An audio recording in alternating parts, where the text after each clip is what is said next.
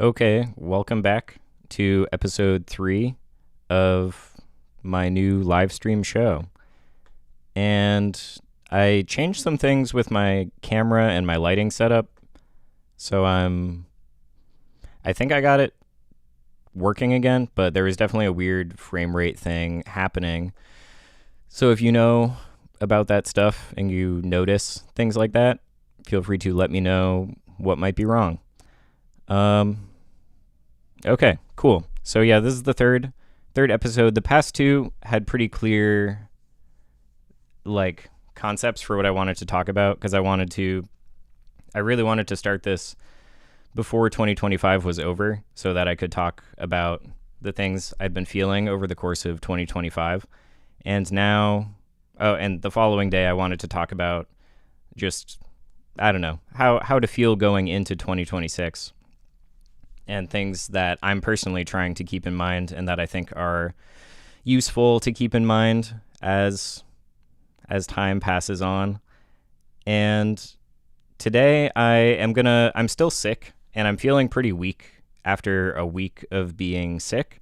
So this will probably actually be a pretty short stream, but I wanted to recap a few of the things that we were talking about over the past couple days and to talk about the show itself and what it may turn into.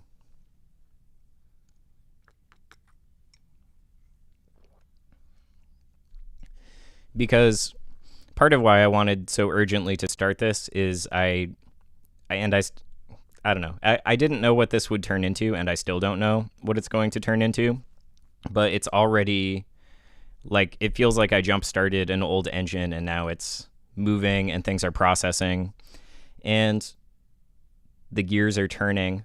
So yeah, I don't know. I'm looking forward to the following week because I'll have the weekend to prepare some things and plan some things out. And yeah, so in the meantime, I wrote a few notes on some things from the past few days and some stuff that's new, but things that I just wanted to talk about today. Let's get this set up.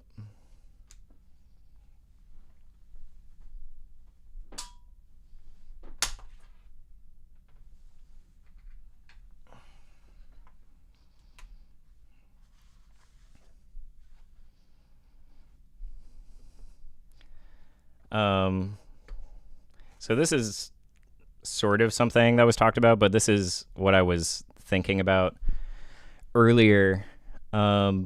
Just thinking about, I was just witnessing a lot of people listening to things and looking at things on their phone, as you do pretty much every day when you go outside or even in your own home now. And I just had this thought that kept coming to mind where I feel like people really need to get the voices out of their heads. And I mean that in two ways. And it's sort of funny coming from me because obviously I'm a voice in your head right now. But but some of the voices that wind up in our heads through electronic media or even outside of electronic media, they don't have the best intentions, and maybe I don't have the best, greatest intentions or something, but I'm not trying to manipulate people for money or for their attention or for anything, which is the primary business of the attention economy and all of these social media platforms now. And it's very sad to me when I just see people constantly inundating themselves with information. And some of that information really is good.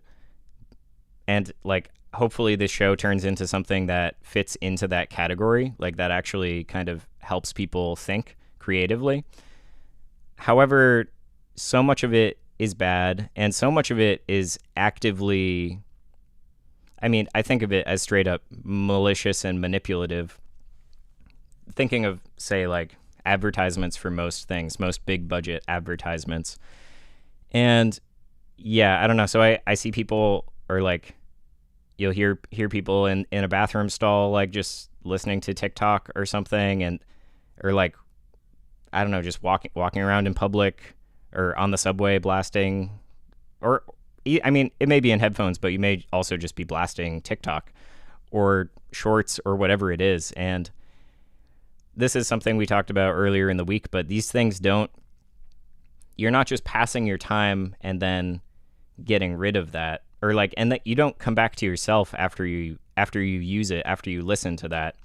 It really does stick with you. And I find if I do look at electronic media over the course of the day, I often, when I'm falling asleep, like I'll hear those voices in my head again, things I never really wanted to hear again, or really even hear in the first place, because these algorithms are not things that I signed up for. Like I was never offered the opportunity to curate my algorithm. It's always an automatic process now, which is not the case. It wasn't always like that. I'm going to steal this like little explanatory hypothetical from a friend, but I think it's useful, where like earlier social media platforms, you were like to follow the people that you were following, or the ideas or interests that you were interested in. That actually had a profound effect on how the algorithm brought content to you.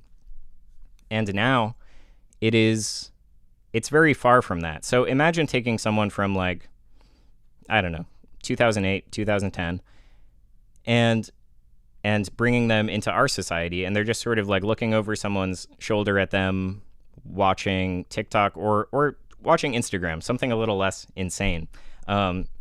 And you know, they're familiar with this medium enough at this point. They're like, oh, that's cool. Like what's this stuff that you're watching? Like as you scroll, are these people you know? Or, and you're like, no, mostly not.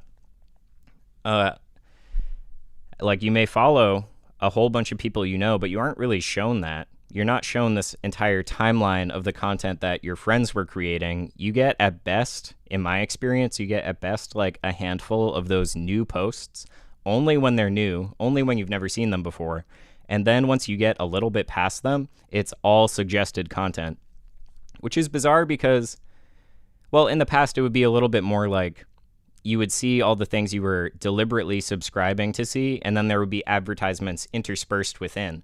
But now there's sort of a middle ground of content, which is just suggested content, and it has become what people are using these platforms for, because it is suggested, and it does have a financial incentive on the part of the platform to show it to you. However, people are enjoying it. So that's an evolution of the algorithm that has occurred. And you can take that thought experiment or hypothetical a little bit further with the person from 2008. And when you say that it's not the people you follow, that this content's not from people you know, they may ask, well, are these interests that you like subscribe to? Like, did you say you like world music or like car videos? And that's kind of how Facebook used to work. You could just subscribe to the interests. Like, these were my interests. I would like the page for these bands or for music in general. And that's also not what's going on. You'd have to be like, no, it's not that. And they'd be like, oh, well, where's this coming from? And the user from today has to just say, I don't know. It's just being provided. It's just based on what I was using this platform for in the past.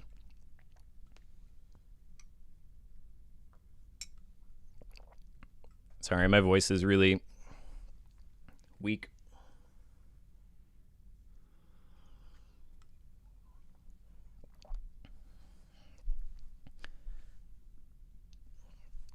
Anyway, so we're getting all these voices in our head, all these images in our mind, and all this music in our mind. It's audio or it's visual. It's typically both. And all of those sorts of images really stick within us. And I find I think it shows up when I'm falling asleep because that is the time of day where I'm actually not being stimulated by external stimuli. Like I'm not perceiving anything. I'm just closing my eyes. And whatever's within me is that which enters into my awareness. That's it. I may hear things from outside, but mostly if I'm in like a quiet and dark sleeping environment, that's the first time in the day where I'm really experiencing that which is only within me coming to mind. And these things just kind of they have a way of molding the way that you think, because it truly becomes a part of you. It's within you. Like I wish I remembered the quote that got stuck in my head from one of these short videos the other day. Last night it popped into my mind. But it could be anything. It could be a song, it could be a jingle, it could be a commercials jingle or something. And that, like, it just enters into you. And in my opinion, I find that I know most people are, like, in a sense, consensually using these platforms, but I think we really have to do a deep dive into what is considered consensual, because there's a blurred line here. Like when the smartphone was invented and it was introduced into our society as a commodity, as a marketable and purchasable object, there was no referendum on the concept of what that technology was. It was just accepted that it was an invention, it was an innovation, and it was going to enter into our society now. And 20 years later, we're seeing what the effects really have been of this technology, and it makes you have to ask where, because most people look at the technology and I think they are totally fine with it, or they like it and they're cool with it and it's a part of their lives, and they maybe don't even know what they would do without it. And at this point, generations of people have been raised in a world where the smartphone existed by default. So it immediately is informing your worldview, your view of what even is in the world, but it's also informing your psychical architecture of how you conceive what is in the world. So maybe I'll do a deep dive on that in the future. I'm sure I will. But for now, I think we have to hone in on these blurry questions. We just have to start identifying them as targets to begin with. Like this is a target, this concept of like man, technics, and consensual introduction of new media. Because I don't know. It's a topic worth finding the boundaries of and coming to conclusions with respect to, and especially that's not the last piece of media that has been super earth-shattering. Like now we're in the early stages of AI deployment, and it's the same thing. It shows up one day, and I think this one is so uncanny to most people that they actually are a little bit more like nervous about it, and it's been hyped up for so long in sci-fi, and I think it is a little bit of a harder pill to swallow. Like you don't swallow it without noticing, but you basically are. Like we're already here, and it's already been deployed to such an extent and affecting people's minds to such an extent that it's like we learned nothing from the introduction of the smartphone. Because if we were to learn anything, it should be, how do we regulate the introduction of technology into a society that is it's self-determining. It's trying to figure out what it wants to be doing. Hang on one second. I'm realizing I usually monitor this just to make sure that it is going smoothly. So 1 second, and I will just check on the technical side of things over here for a moment. Here we go.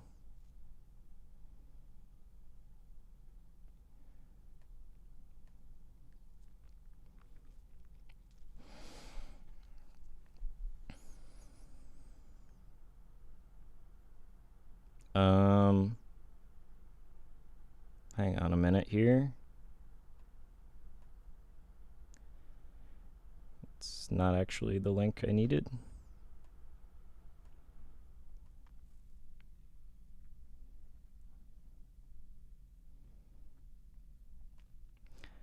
Okay. All right. So now I've got this open. Okay. Thank you. Thanks. Cool. That is what I was trying to get open, was specifically the chat in case there are audio issues. I will not, I wouldn't know because I'm not listening to it. So great. Okay. So moving on, that was a mix of topics. As I said, for anyone who's watching who hasn't watched the earlier ones, this is like really, this week is just sort of like the explosion phase of this show where I just need to like ramble and use my voice and just get all these ideas a little bit out there. So then, well, really the way this is manifesting is exactly the way that I wanted it to, which is, you know, when you have like a conversation or an argument and then the following day or following decade or however long it may be, you will remember the argument and you'll be like, damn, I should have said this. So I was hoping that that was kind of how this was going to work. And it already is. So I'm just like blabbering and rambling and like it is. And then the following day I've been honing it into everything's winding up in its place a little bit more. So in the future, we'll get organized. This year we will get organized with these ideas, which for now are all kind of, they're a mess. They're neglected. They're certainly neglected in the broader conversations of our society as far as they bleed into my world, and I've noticed.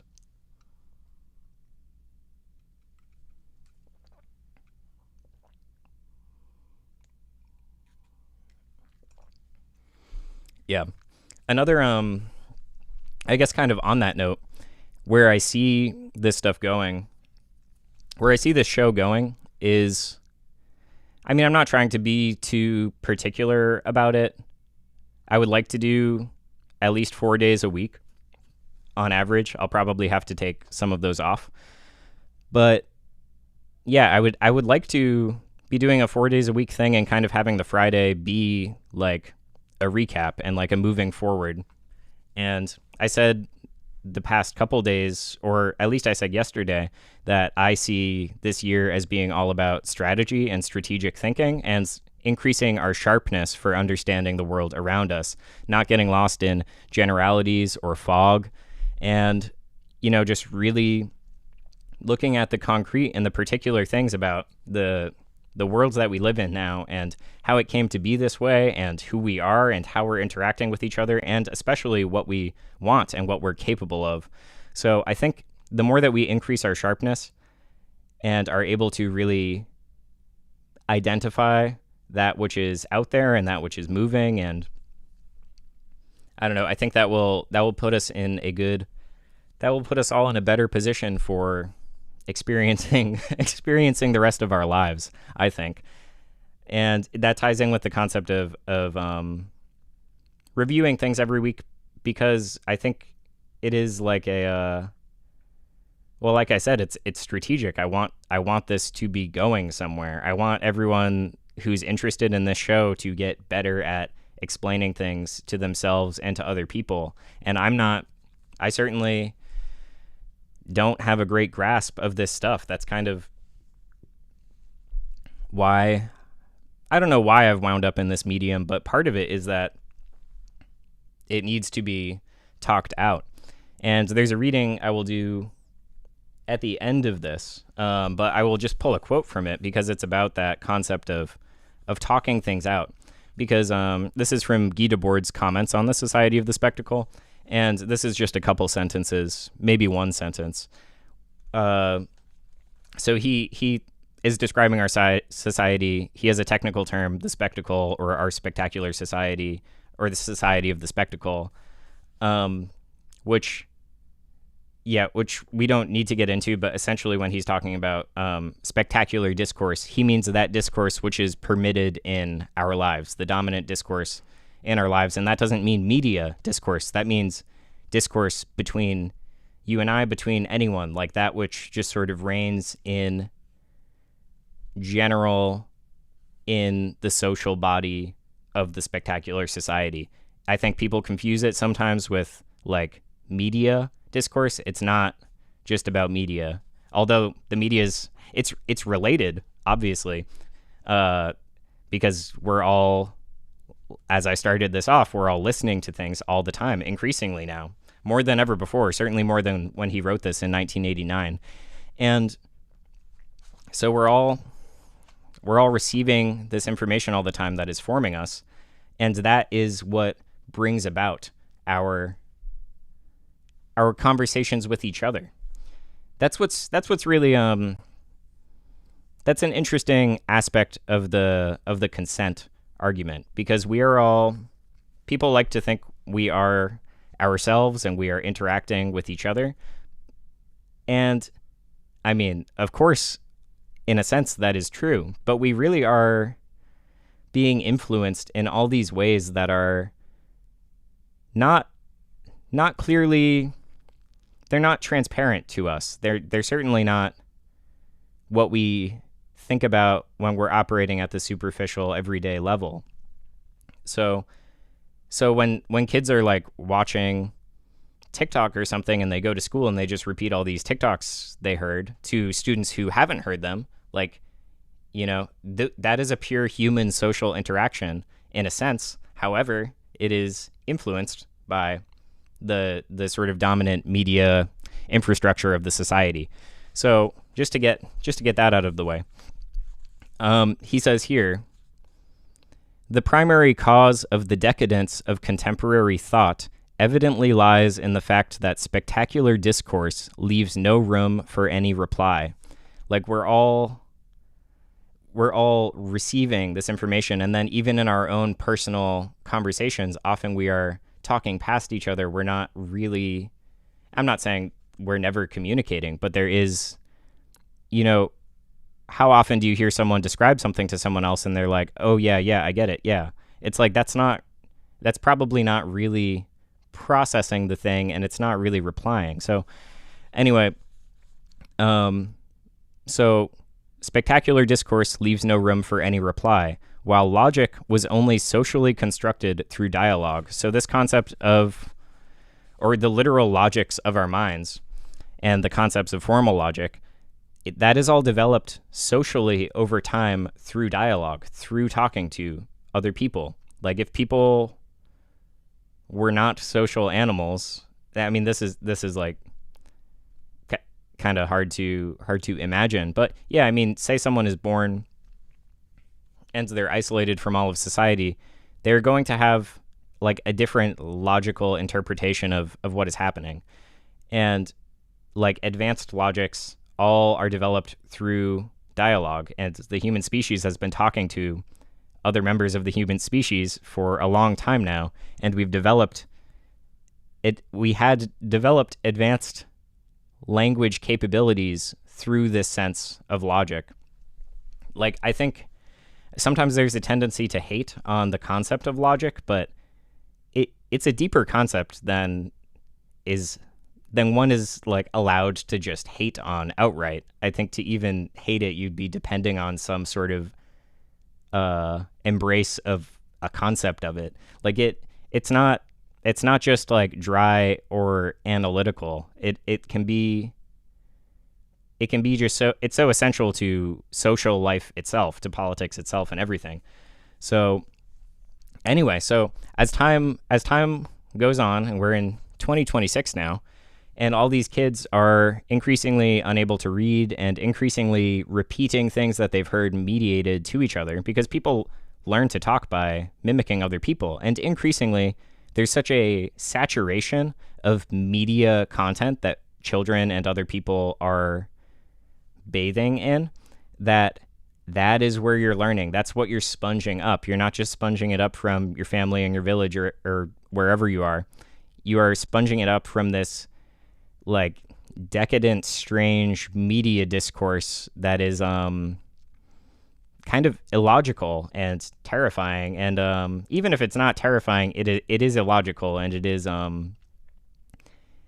is priming you with all of these ways of conversing that I think are typically very shallow. I think most of these media companies are producing things that are hurting people's capacity to conceive in language or conceive in experience at all. And they're not helping people develop that. So anyway, yeah, so that's just kind of my we have to get the voices out of our heads. 2026, I want the voices out of my head. So there's the flip side of that is there's lots of voices inside you that get totally muffled and shushed by the intensity, the loudness, the speed of our society as it's developing. We're in a very overstimulated technological situation every time we go outside. So, oh, hang on one sec.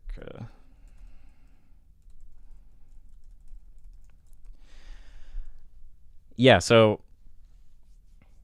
what was I saying? Every time we go outside. Oh yeah, so there's all these voices within us as well that we're getting decalibrated.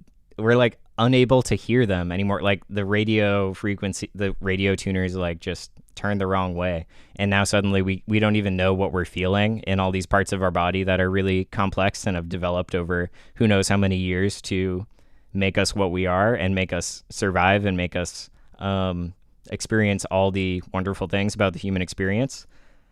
That is all getting muffled by all these other voices. The less that you are stimulating yourself with media, with vocal or visual or musical media over the course of the day, the stronger your ability to sense that which is within you becomes. And I think that ability is really important. I think that is very important to being able to feel good in the world, because we've all been traumatized by experience. I don't think there's an untraumatic life that can be lived. Like we're not in the garden. So there's always something that you have to sort out over the course of your life with your personality that you have to try to sense, and you have to try to work on, and you have to try to move through and heal from. And if you are not tuning in to the deepest parts of yourself that you're able to access, I think it gets a whole lot harder, and you're relying on dumb luck, which as our society progresses is not something I would want to be counting on. I would want to be counting on my ability and the ability of my friends to handle the world in front of us, rather than dumb luck and a numbness to what is really going on within me and why I'm reacting emotionally to certain things or this or that. So yeah. Cool. Well, yeah. But in the meantime, I think it's fine to listen to my voice. Yeah. I've been having a good time with this. I think it's pretty fun. I'm kind of surprised that it feels a little bit more social than I thought it would. I thought it would be pretty cold and strange. However, there's something about the live element of it that actually, like, of course it would be nicer to be in a room with all of my friends, but most of us spend tons of our time alone, and we're often not listening to our friends. We may be listening to strangers. We may be, who knows what we're doing, but we're consuming a lot of media. And there's something nice, and I've talked to a couple of friends who have been tuning in about this too, where I was surprised. I actually feel like this is a pleasant social experience, and I'm looking forward to more of that. There's something nice about the broadcast too. Just I don't know. It's funny that I'm vibrating my vocal cords and it's turning into electricity and it's in your phone now. There's a technological beauty to that. Like, I'm not a Luddite. I think a lot of people know that I have like all these critiques of our current technological situation, and some people jump to the assumption that I'm a Luddite. And there's a couple things I'd like to say about that. I'll write down the other so I don't forget.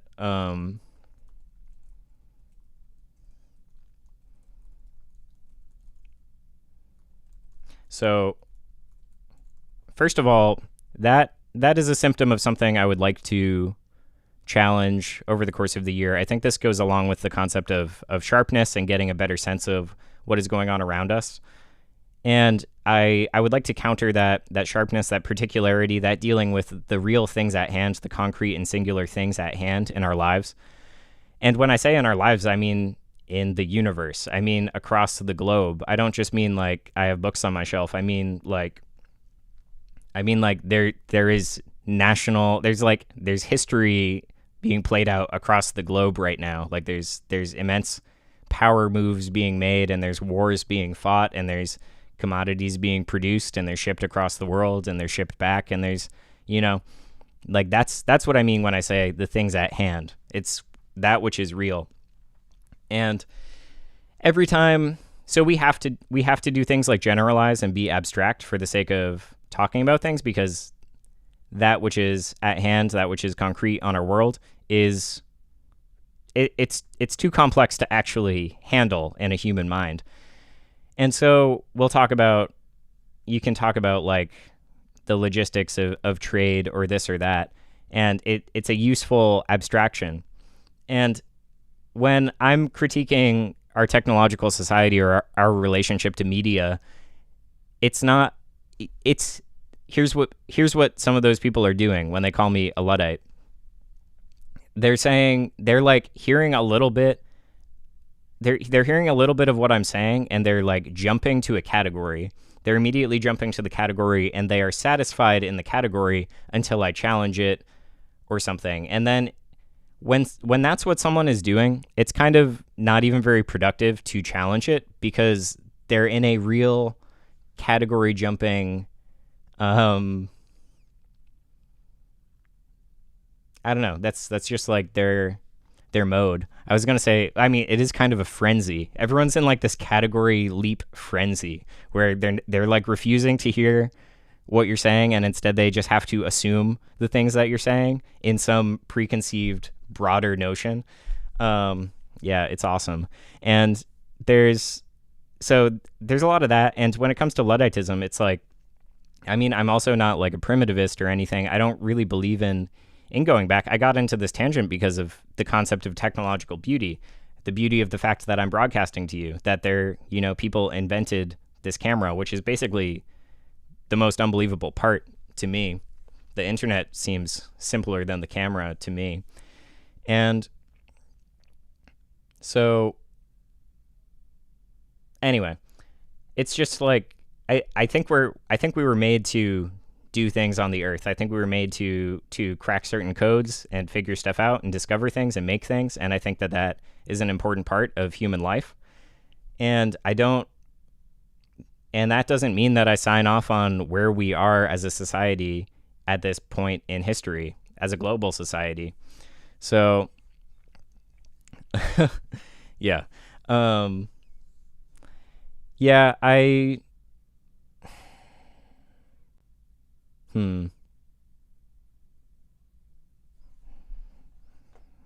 me fix something here.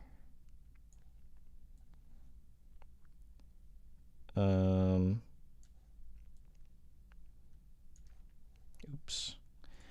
Anyway, so that did not fix it. Sorry about being on my computer. Well,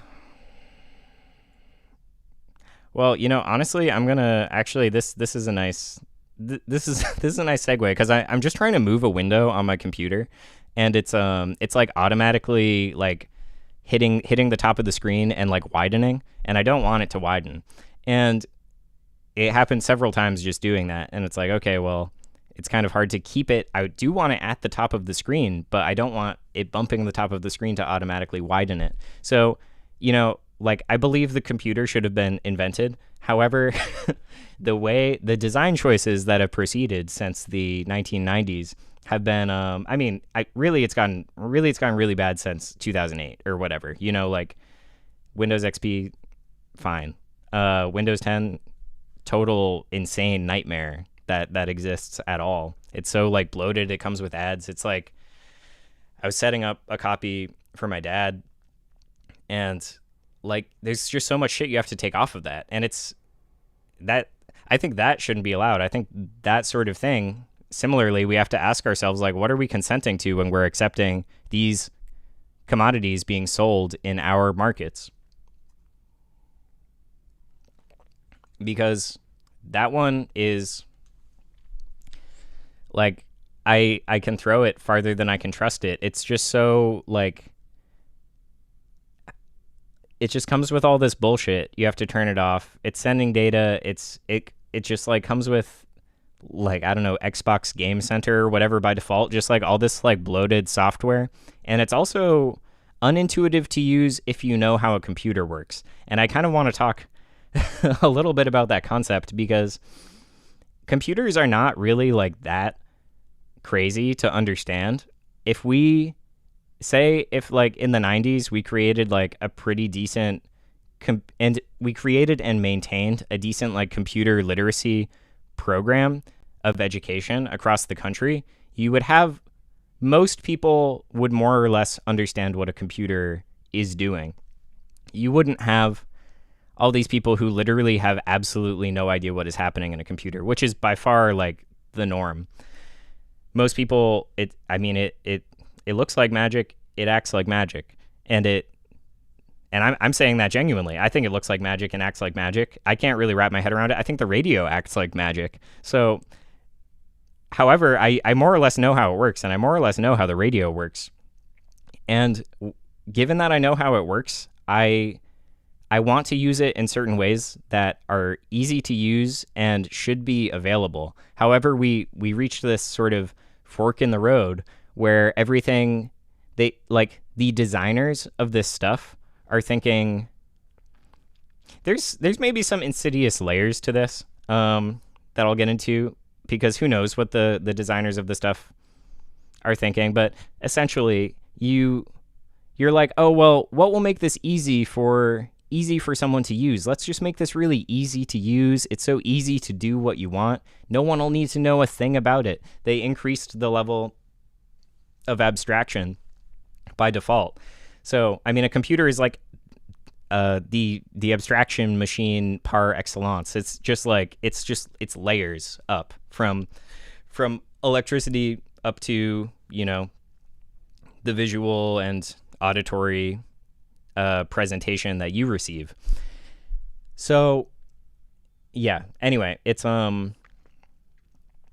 there's that fork in the road where you're like, well, let's make it so you don't even need to know how a computer works. Let's just put it together, and like let's you'll just be able to use it right out of the box. And unfortunately, that dumbs down your population. That creates a population that doesn't know what their tools are or what they're using. And there's sort of this thing that, I mean, I'm a believer in having like I don't know. You see this all across our society, the dumbing down of the population for the efficiency of the circulation of capital. And for example, like there's so many, I don't really think you need to live in a society where DoorDash is like totally has become essential to so many people, seemingly essential to so many people. I think if you are thinking about how you actually want your society to operate, you can avoid those sorts of things. And with the computer, likewise, I think the wrong decision was made at a government level, essentially, where like we should be trying to have people more or less understand what's going on, because that protects them, and that also makes them smarter, and they will do smarter things with the computer. You could improve the health of the society by letting people know how the things work that they're using in the society.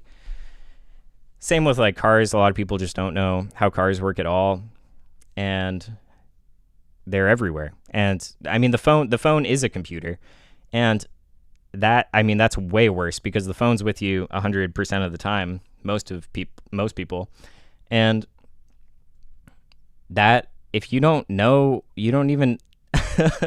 So there's two layers to that, because you don't know how the phone works. You don't know what the phone is, and then there's the internet, and I'll group that into the same layer, where it's like, okay, like the internet as an infrastructural concept, like, a lot of people don't know what that is, or that there's cables under the ocean, or like all that stuff. But then the other layer of this is the media layer. So the content layer of the computer and of the internet. And there's very little transparency as to where these things are coming from, who's producing them, where the money trail is, why it's being produced. And so you have people who are using devices, and they don't know what the device is or how it works, and they're receiving a bunch of content that they don't know where it came from or why specifically they are seeing it. And that's sort of a recipe for like having a highly manipulable population, a population that could be weaponized to do a whole lot of things. So I don't know, because at the end of the day, we are like, we're animals in a sense. We have animal needs. We need to eat. We need water. We need to have sex. We need to we need shelter. We have all these like needs within us.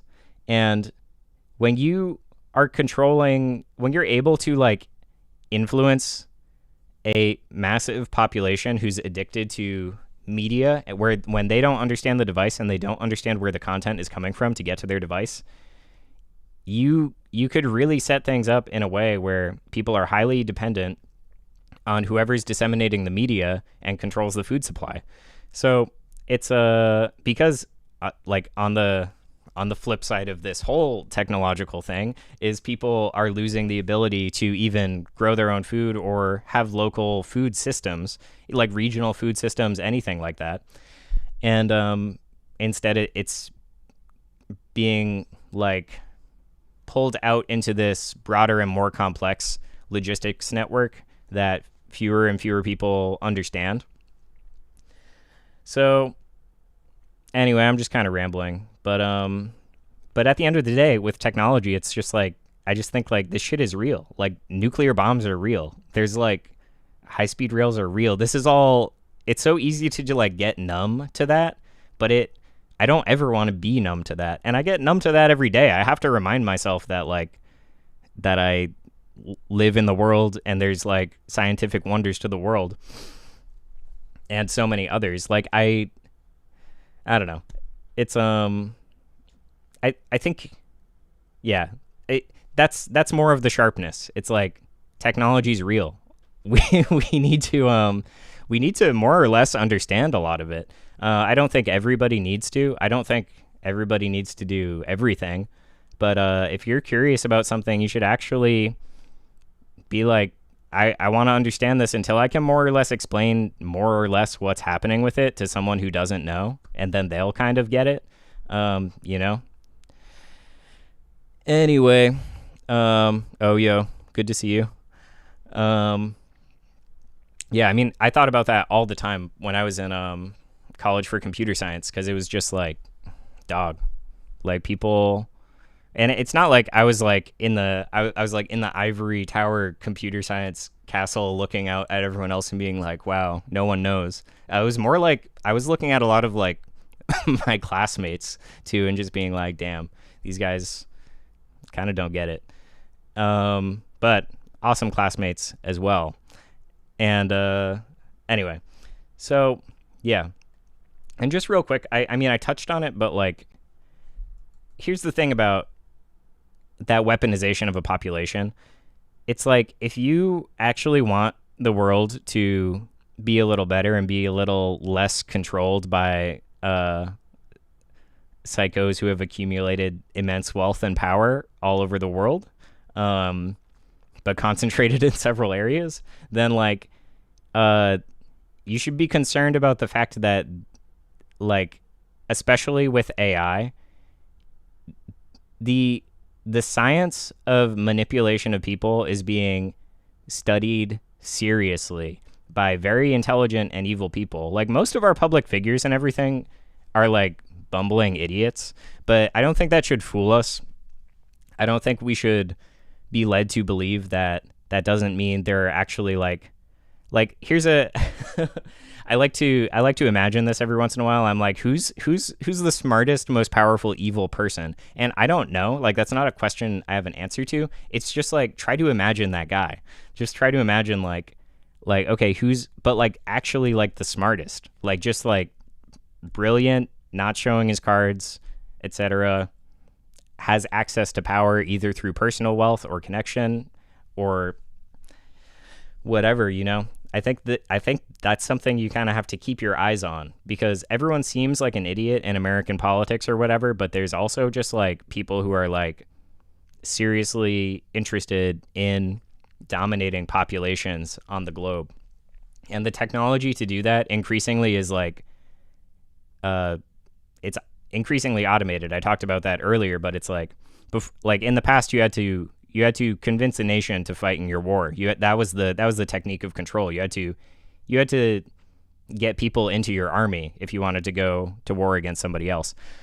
Now, with the advances in robotics, like, we should be pretty worried about the material capabilities for domination that are top-down controlled by can be controlled by few people, because like you don't need loyalty for automated weaponization. You need, you know, you need to have your finger on the trigger, basically. So you need to run the programming company or whatever. And anyway, that's not to say, I don't know, I don't want to give the impression that all these things aren't very interlinked, all the nations and the military contractors and all of that. But it's something to think about. It's easy watching the media to just be like, all right, all these guys are like retarded, so what, like, I guess we just have to wrest control and be smarter than them. But it's like, actually there's like freaking psychopaths out there who are very powerful. So I would like to keep our eye on the psychopaths this year. I think that'd be helpful. Anyway, what else we got going on in here? I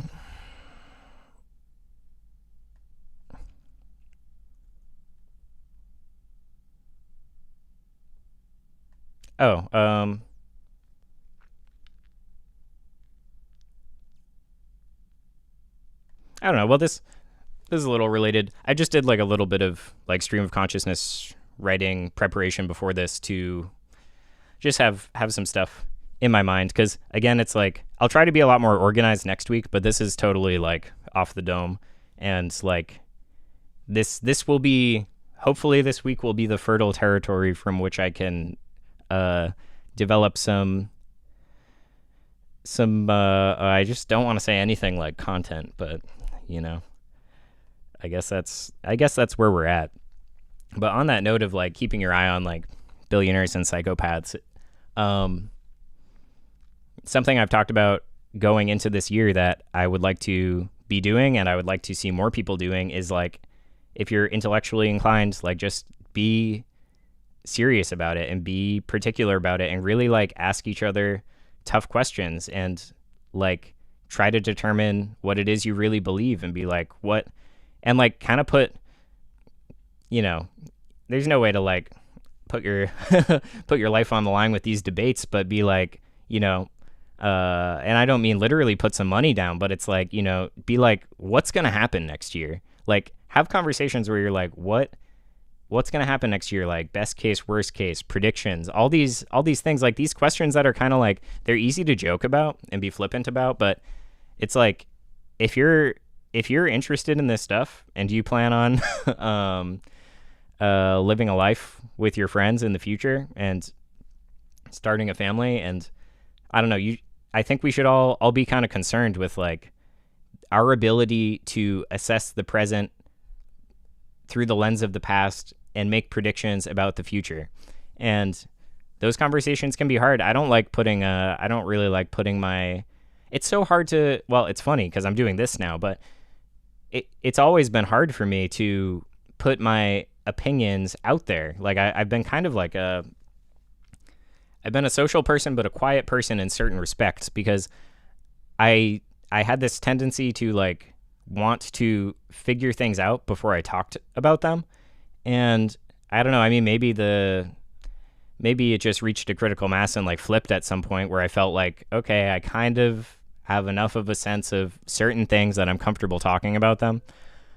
But it's hard to just, I mean, this isn't particularly hard, but it's hard to be in a social environment with someone who you respect and be like, here's what I think's going to happen, or like, here's what I believe in my heart about existence, or, you know, all these things that are kind of hard to talk about. But it's like, if we're not talking about them, what are we talking about?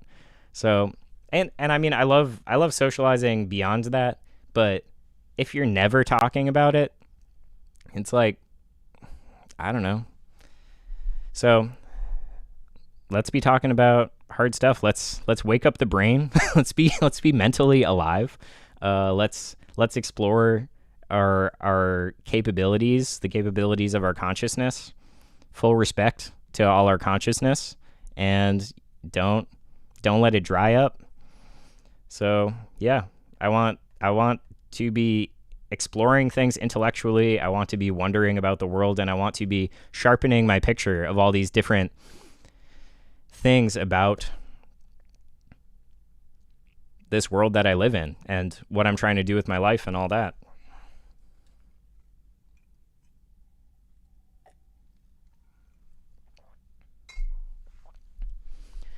And on that note is the concept of like holding each other to be better and to do these things and to not let each other like just atrophy into sad, sorry states, because it's so easy to do that. It's pretty easy to give up right now and do like the bare minimum and just be have all your energy sucked out by needing to work and needing to pay rent and buy food and make your food and do your chores and do all this shit on top of like living a life and having an experience on top of all that.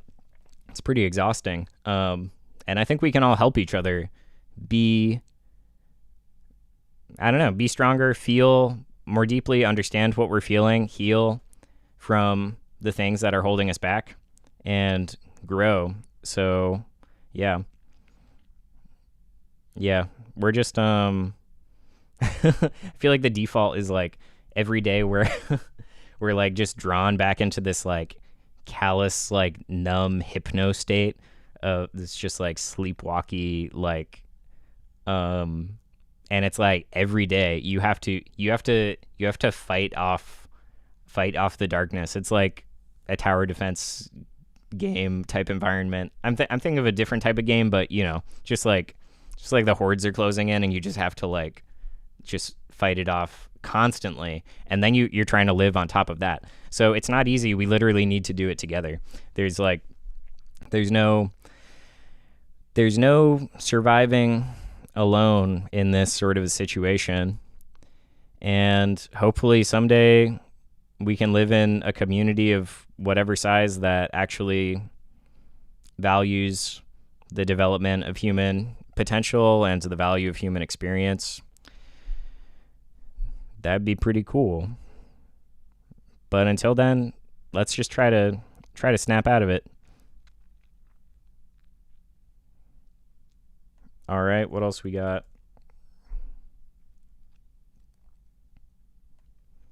Well, yeah, this is just going to be kind of more miscellanea, but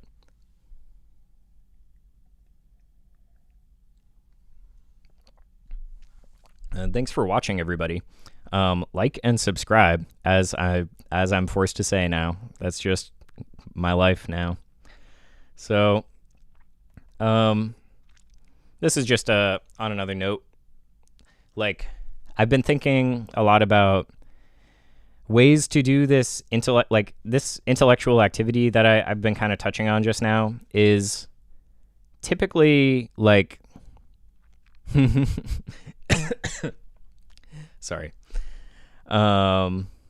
It's typically sorry, I just can't interact with the chat while I'm doing the initial monologue because I totally like it just I just lose my trains of thought. But I will after I'm out of the bulk of this. But yeah, with this show, like for the past few years, I've been thinking a lot about ways to pursue.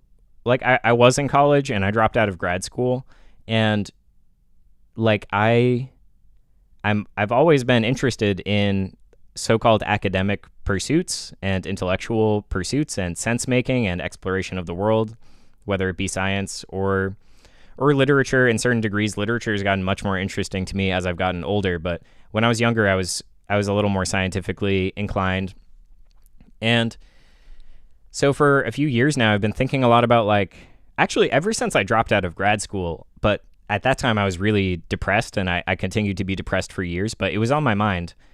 And I was always like trying to get there. It's like, I had this like aspiration to be an autodidact, but it just, with the depression and the energy drain and like needing to survive, it just was very difficult. And I also was trying to do it alone for a long time. And then I started a reading group a few years ago, and that was very helpful for getting through texts and starting conversations. And a lot of what I'm talking about in here started, like the seeds were planted in that reading group. Anyway, there's so that's a question I try to think about, where it's like, okay, well, development of your knowledge is really disincentivized by our society. All the normal habits we have are antagonistic to that kind of a pursuit, unless you have a specific personality and career path. And so I've just thought about like how can you get around that? And that's kind of why I started lecturing last year privately. And yeah, I don't know. I like over the year too, I was always like, man, I would love to just like teach a course. Like I wish I could I live near some colleges, and it's like, what if I could get like a cohort of people who are interested in talking about this stuff, and we like actually like a few times a week meet and do that. And basically where I'm going with this is I'm very glad that I started doing this instead, because I think it is a lot more, it's a lot more effective at various things. Because like in order to become a good lecturer, or in order to run that class efficiently, it would take practice. And that practice, if you're actually doing it with like 5 people over the course of months, and only just like a couple days a week or something, that practice is happening really slow. So I'm kind of coming out of this, or I'm entering into the live streaming thing, trying to do it like at least 4 days a week, because I want to accelerate that process. Like, this is about getting better at talking, clarifying my ideas, but it also has a pedagogical aspect for both me and the listener. So there's lots of like,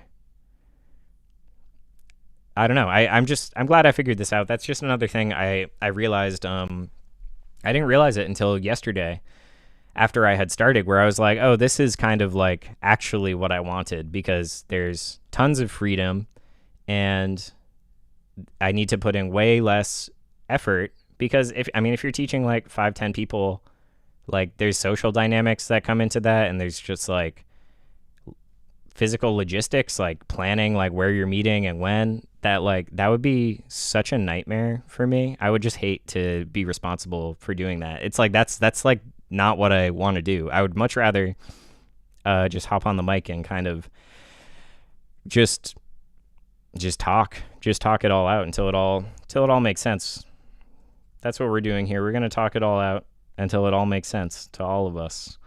So, this is random. Something funny though. Yesterday when I was logging, when I was logging off of this, after I closed the stream and everything, I saw on the YouTube page there's I didn't even look at the content. Maybe I'll pull it up afterwards if we're hanging out. But there's in the YouTube Studio page where you manage your live streams and your content and you see analytics and everything. They have a large inspiration tab, which is just it's an AI inspiration tab. And there was a lot going on in there. There were different prompts and little widgets and stuff. And I didn't look. I just screenshotted it and closed it so I could look at it later.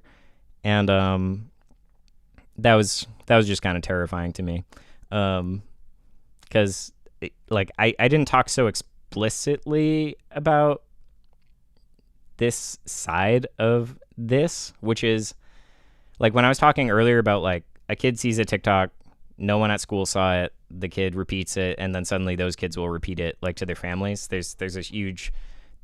And it's not just kids. We're all doing that. We all learned how to communicate from media, from music, from TV shows, from movies. So we're in a strange position compared to people from 300 years ago, where now a lot of the ways in which we're talking to each other the sources are multiple. They're really, and I mean, they were always multiple, but they're just astronomically large. It's an astronomically large number of sources now that are untrackable and are, oh shit, hang on, my damn, yeah, this all right, I got a monitor off Craigslist. I haven't used it for the streams yet, and I'm using it right now, and it is misbehaving. Damn it. All right, hang on one sec here.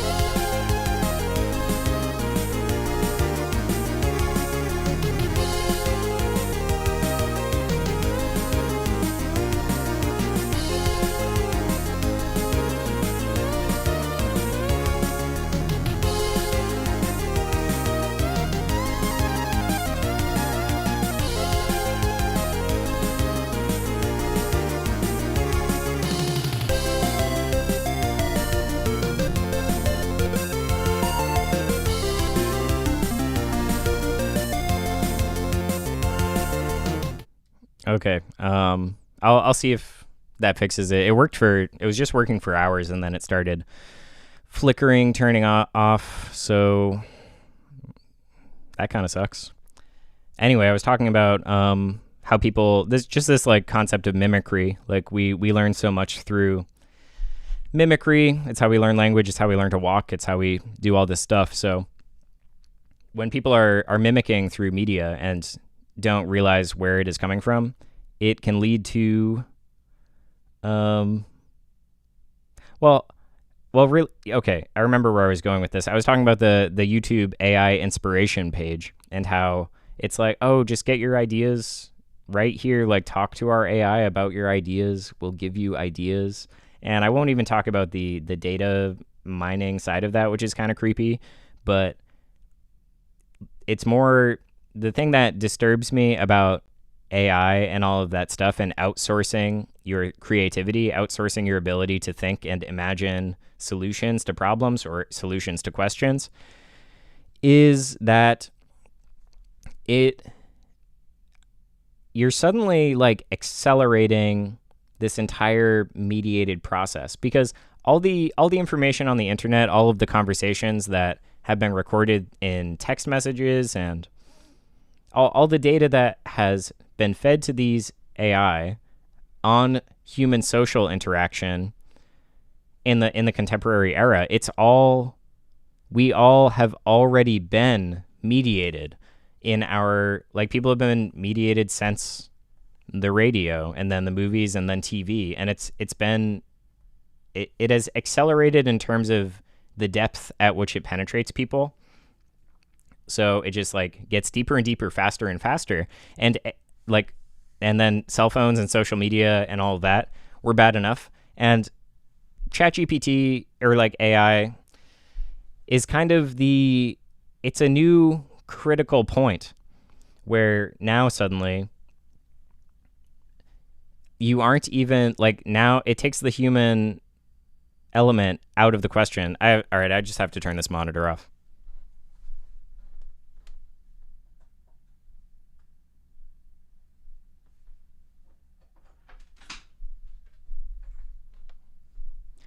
That's all right.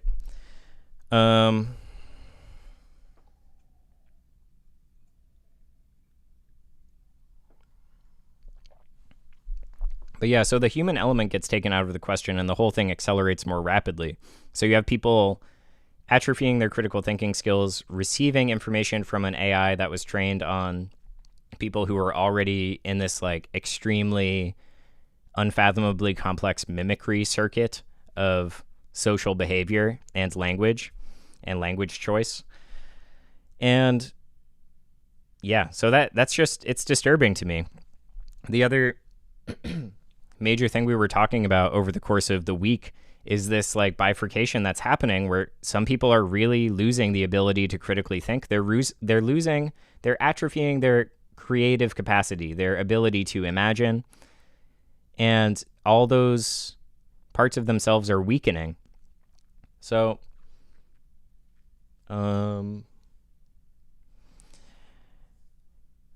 sorry, I'm just kind of still thinking about the tech thing, the technical difficulties thing, not our general technical difficulties. Anyway, oh yeah, so that bifurcation needs to be kept in mind so that we can stay on the right side of it. We don't want to be atrophying our brains. We want to be strengthening our brains and our creativity and becoming more and more capable in our lives with our bodies of doing things in the world.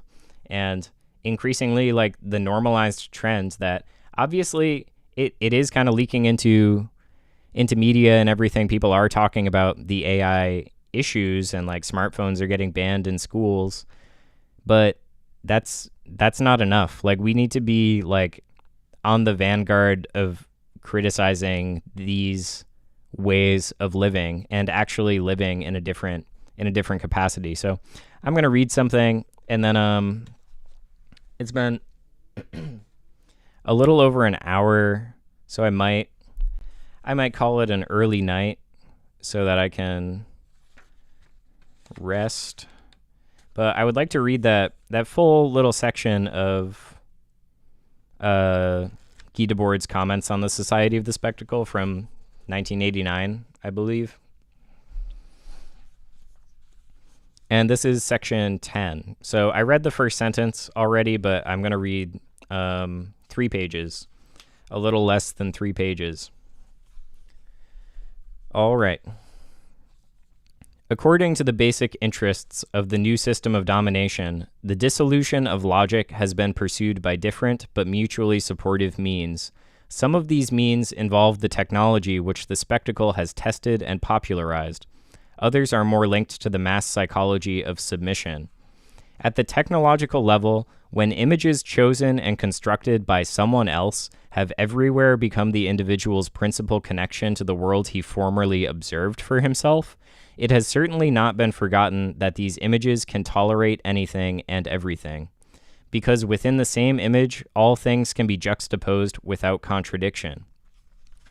The flow of images carries everything before it, and it is similarly someone else who controls at will this simplified summary of the sensible world, who decides where the flow will lead as well as the rhythm of what should be shown.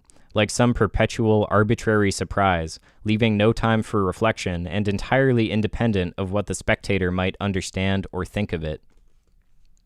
In this concrete experience of permanent submission lies the psychological origin of such general acceptance of what is, an acceptance which comes to find in it a sufficient value.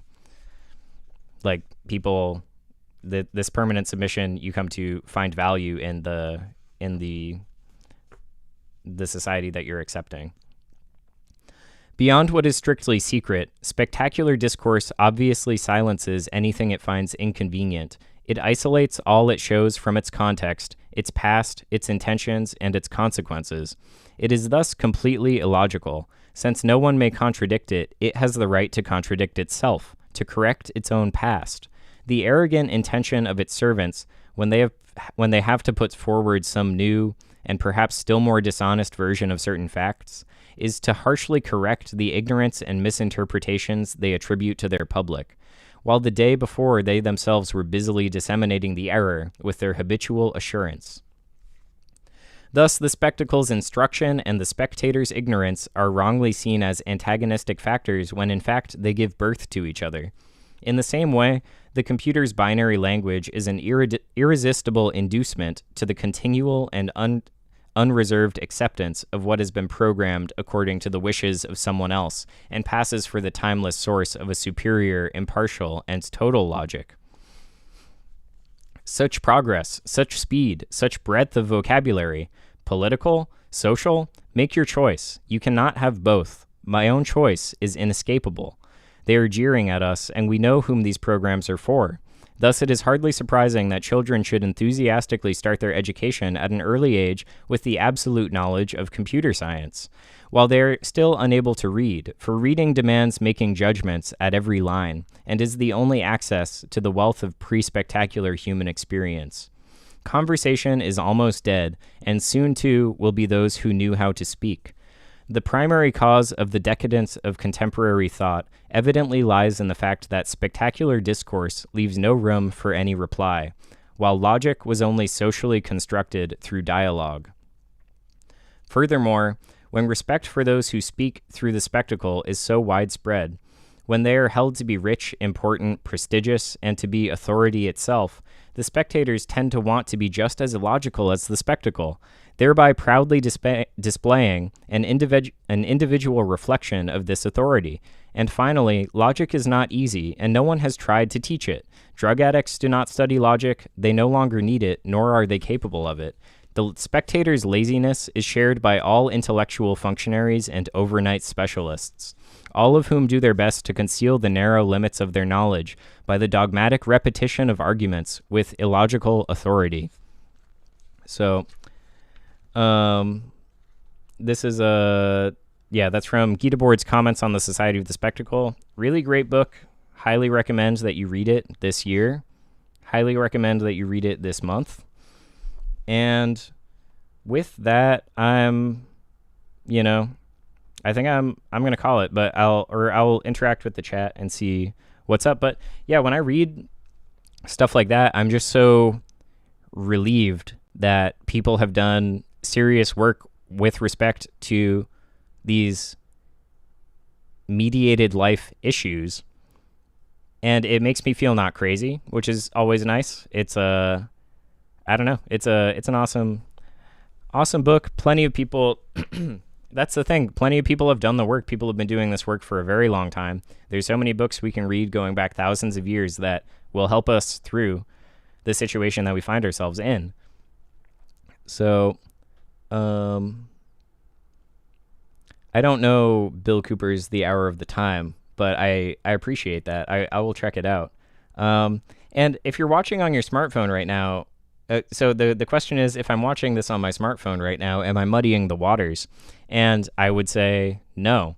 I would say, well, I've thought a little bit about the concept of like, I don't know, like the hypothetical critique of like, well, you're talking about all this stuff, but you're doing it on a live stream. Isn't that contradictory? And I really don't think it is. And I can tie that back to this concept of sharpness and particularity versus generalizations. So I think in a very general way, if you analyze what I'm doing, you could create a critique like that. But in the concrete reality, like, I'm just talking about this stuff and people are hearing it, and I think that that is valuable. However, so yeah, so I think it. I don't think it. I don't think that dismisses what I'm doing, certainly. But and I know that's not your question, but this is just a tangential thing. So, or a related thing. But however, and I've thought about this now too. Like, I thought about this even before my first stream. Like, the medium is the message, and I am live streaming, and it is changing what I'm doing in concrete ways. I rearranged my room. I'm thinking differently. I'm doing different things because I'm engaging in a new medium. And you guys are also mostly not engaging in a new medium because we all watch things on our phones all the time. And yeah, no, I think it, watch it wherever you can, and tell all your friends to watch it. And, that's, I think it's going to be worthwhile. I mean, we're all, like I said at the top of the show too, it's kind of interesting that it does feel a little more social than I thought it would. And I think as time goes on and, more people are interested in it, that'll only get stronger, perhaps.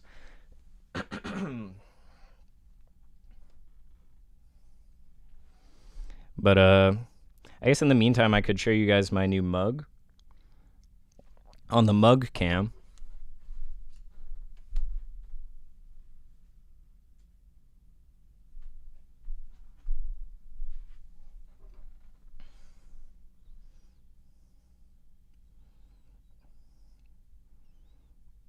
Since I pretty much wrapped up what I want to talk about, so there's a nice shot of my beautiful chicken mug. I love chickens. Thank you.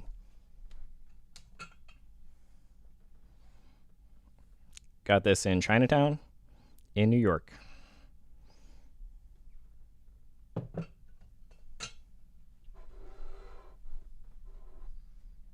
Oh, actually, you weren't here when I showed people a cool book the other day too. This is a copy of like 1890s Canterbury Tales that I think is just freaking crazy.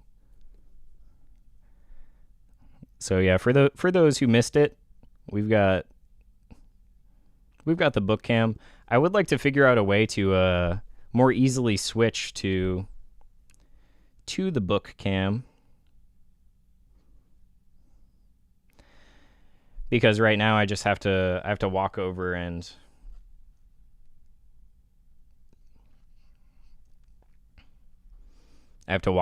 press a button on the back of the camera. But yeah, this is crazy.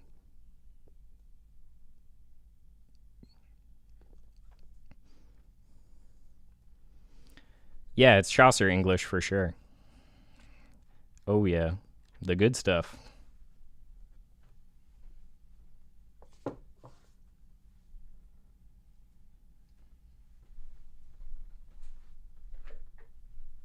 Oh, there's one more book I could show you, because it's holding up my laptop, so it's warm now. But I found this really old Dao De Jing. I've never seen that. Yeah, I do need a. Well, actually, for this camera, I would need another camera and a video selector thing. But yeah, I've never seen it spelled that way. This is from, I think, like 1906 or 1912, 1916. In Glasgow, and it's got our boy right there. But yeah, and it seems like a really good translation. I read I've just read a couple. I read one on stream the other day, and I was like, damn, this might wind up being my new favorite Dao De Jing translation. It's by, I think her name is Isabel something. A tentative translation from the Chinese by Dr. Isabella Mears.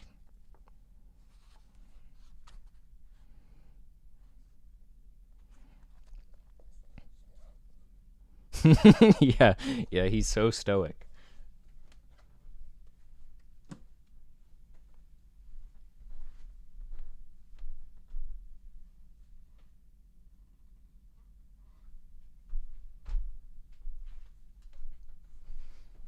But yeah, I don't have anything. I don't have anything else planned. So, and I don't know if I have anything else cool to show on the book cam. But yeah, in the future, it'd be cool if I had another camera over here pointed at this side of the desk or something, like maybe like right there. And or I mean, I guess it could be anywhere as long as it's not messing with the shot. And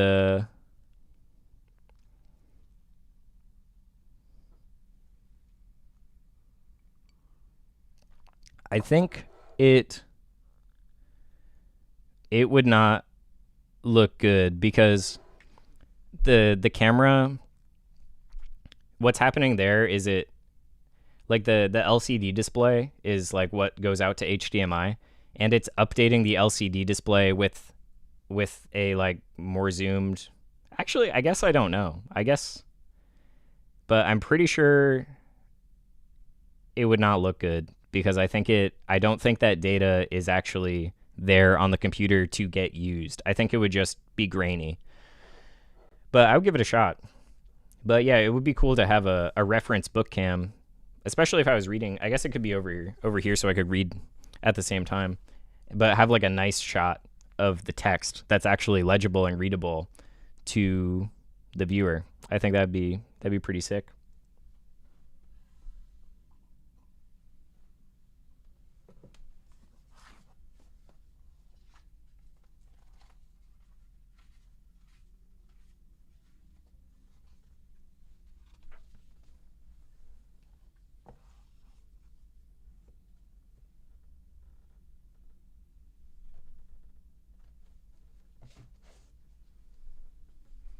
Okay, I've got one more for the book cam because I just think it. I just like this one feature of it.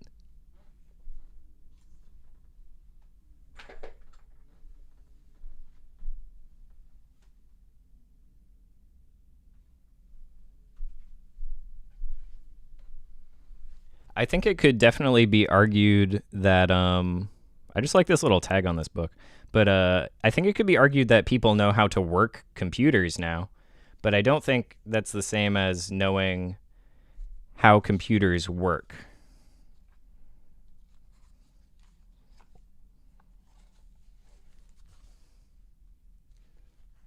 It's art hour,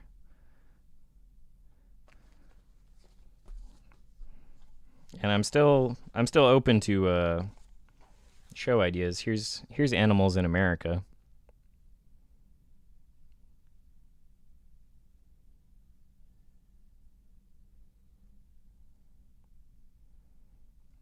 You retracted the comment, but it's too late. I saw it.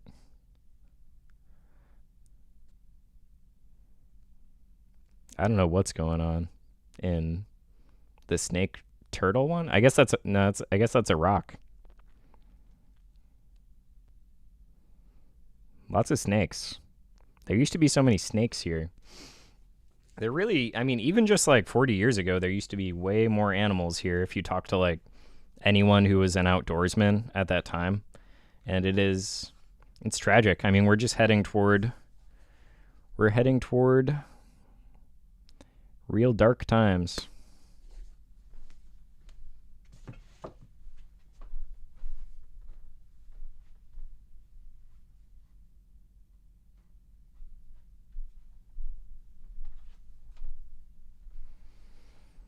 Check one more.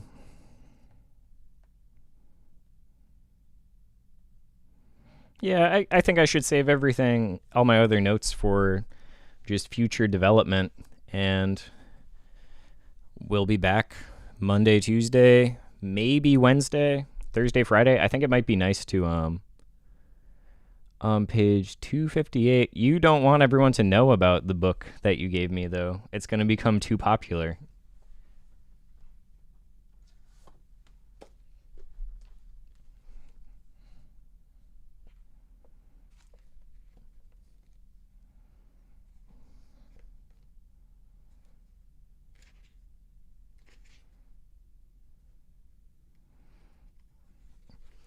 But yeah, we've got a reading request. I have not read this before.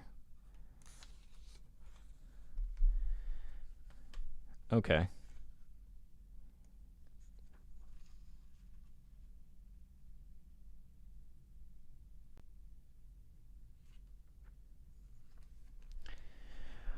Well, I mean, my experience of the computer science world is that a lot of the people who are coding and doing software engineering are not they don't make them like they used to, basically. Um,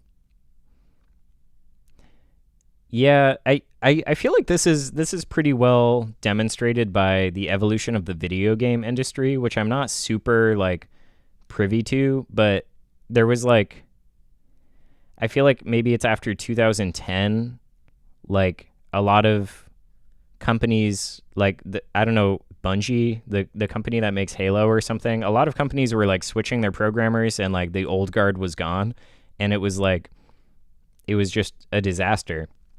And I would need to like freshen my memory on that stuff and look into it, because there's actually a lot of interesting examples, and I'm not doing it justice at all.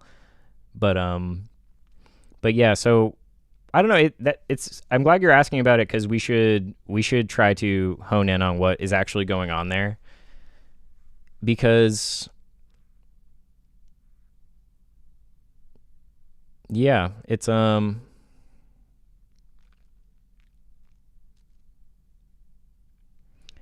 well, yeah, but the issue has to do with the skill level of the programmer and what they are working with. And when you reach those higher levels and abstract levels, you can still be an extremely talented programmer, but they give you the ability to access a convenience that weakens your skills. And one example of that is just like the amount of hard drive space you could have access to. So very early computing, you had very, very little uh, memory to use, and you had to get your programs functional with almost no memory, and they did. And as memory space grew, it didn't grow extremely rapidly at first. It was growing slowly, and people were adjusting, and they were making every little bit, literal bit, count. And as storage space got cheaper to manufacture and much more available, you wind up with people who are like, okay, well, I could save space here, but I don't need to.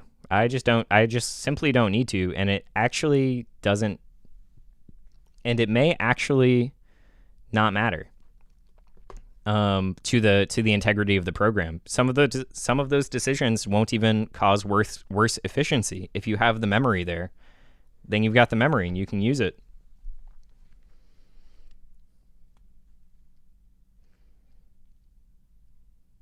And so the evolution of the programmer, it's just been like the access to that convenience has led to really sloppy programming that creates really terrible software.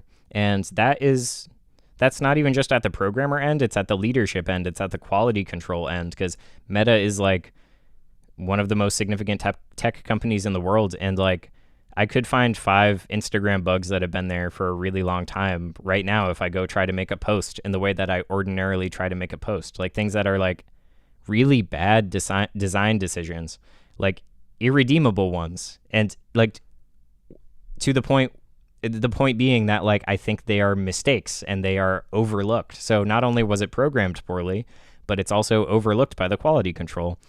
So that's one side of that. Doesn't have to do so much with people, the average user, but unfortunately it does. Like I said, it does bleed into the development of how the average user is using their computer and thinking about what the computer is.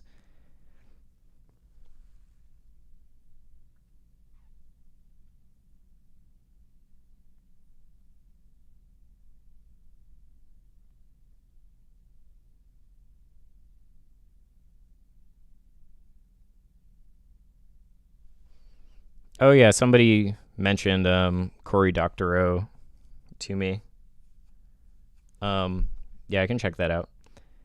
And yeah, everyone uses computers because there's no learning curve to use them, but there is a learning curve to understand them. But I think if you actually kind of were like trying to create a population that is capable of using the technology of the society effectively to innovate, which I think would be a good economic decision in like in it, what with what aligns with like my concept of like an ethical economics, is like you want people to actually be capable of doing things in your nation. We have a very different setup where instead it's more like we want to accumulate capital and circulate it in certain ways, and the population is just a means to that end. And so people wind up being totally like just like broken down and become like less capable. They living like less and less up to their potential.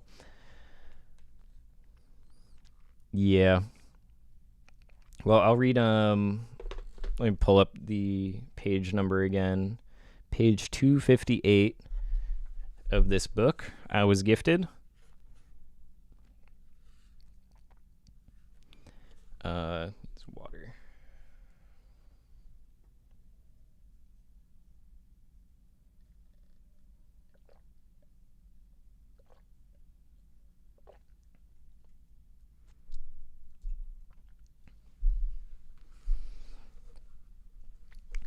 Are you saying national wealth would be more like the wealth of a healthy society that's capable of doing things versus gross domestic product, or what you mean? What you mean? I mean, I agree on the surface. I wonder what you specifically mean by national wealth. Okay, so here's page 258 of a Rothke book, Theodore Rothke. Oh, it's from his notebooks. Okay, so here's a page out of the man's notebooks, and these are all little blurbs. I guess like these are all just different little notes in his notebook. So 1. Not only to perceive the single thing sharply, but to perceive the relationships between many things sharply perceived. Yeah. That is definitely totally relevant to I don't know if that's the only one you wanted me to read. Yeah, okay, I see. Yeah, that is highly relevant to what we're talking about. Or what the show was about.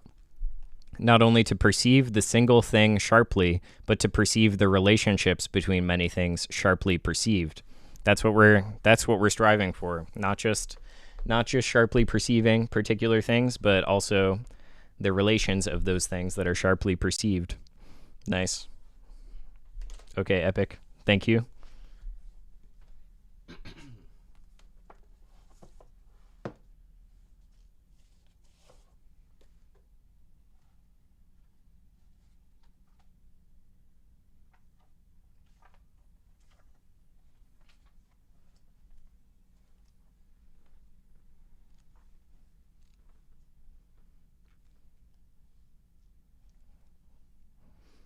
To anyone just pulling up, there's a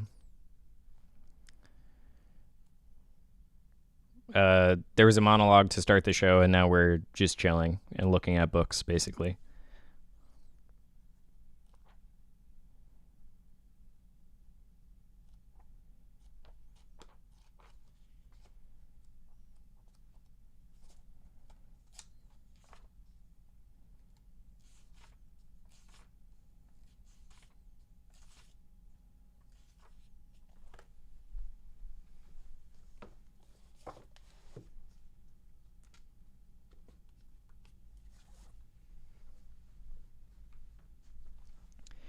National wealth is the summation of domestic industrial power and its generation of jobs and purchase power at home. Yeah, I see that.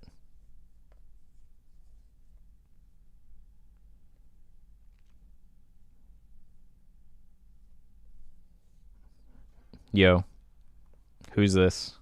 Who is Bingus Lover 69? I could guess, but I'd probably be wrong.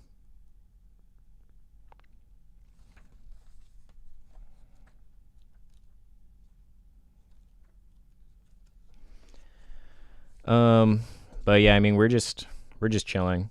I guess I wonder, Jill Erickson, what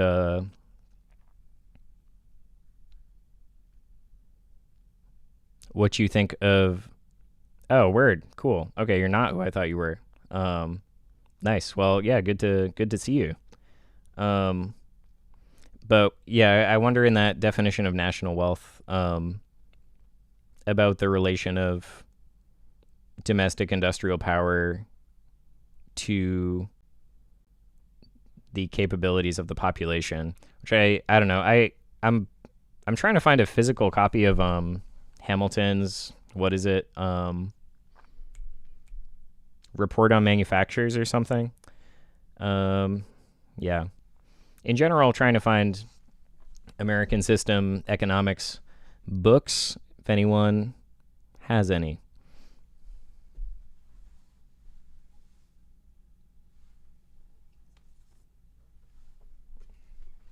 I did just get a bunch of his writings, but it's mostly letters and it doesn't have the report on manufacturers. But c'est la vie. It'll show up. They always show up. What's harmony of interests? But yeah, I'm looking for like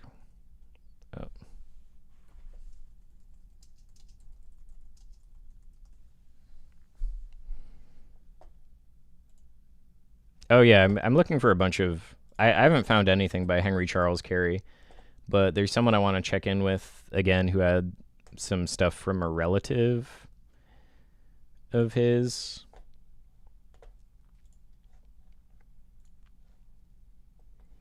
Yeah, it'd be nice to have physical copies of all of that stuff. But yeah, I think I should probably. Yeah, somebody did offer me a copy of Sculpting in Time when he gets back into town. So shout out to that guy. I would like to read that book. I love his movies, and I do have a copy of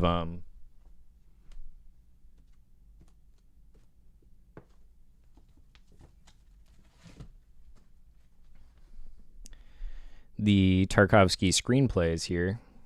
Hang on, I lost my reference. All right. Yep.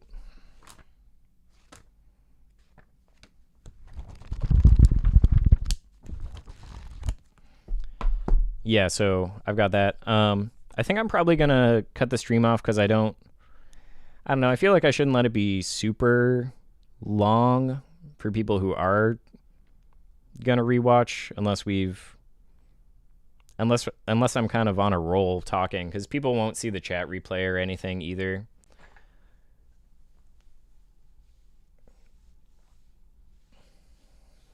But yeah, I really appreciate everybody checking this out, and I think it's gonna get pretty interesting pretty fast.